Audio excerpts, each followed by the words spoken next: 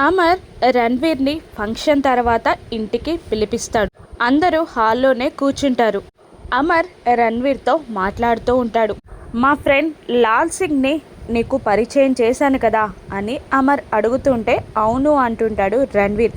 రేపు వాళ్ళ ఇంట్లో ఫంక్షన్ ఉంది, మేం బయలుదేరుతున్నాం, మాతో పాటు నువ్వు రావాలి అని అమర్ అనగానే బాగి ఈయన ఈ ప్లాన్ ఎందుకు వేస్తున్నాడు అని ఆలోచనలో పడిపోగా రణ్వీర్ మాత్రం భయపడుతూనే అమర్తో ఇలా అంటుంటాడు. అది మీ ఫ్రెండ్ ఇంట్లో ఫంక్షన్కి నేనెందుకండి అని తడబడుతూనే అడుగుతూ ఉంటాడు అమర్ని రణ్వీర్. అప్పుడు అమర్ కాస్త కోపంగా ఇలా అంటుంటాడు.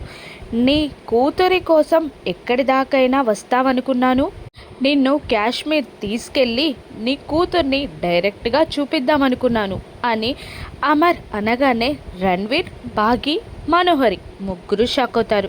కూతురి జాడ చెప్తాను, చూపిస్తాను అని అమర్ చెప్పడంతో షాక్ అయిన రణ్వీర్ అలాగే అని ఒప్పుకుంటాడు. ఇక కాశ్మీర్ బయలుదేరుతారు ఆ రెండు జంటలు.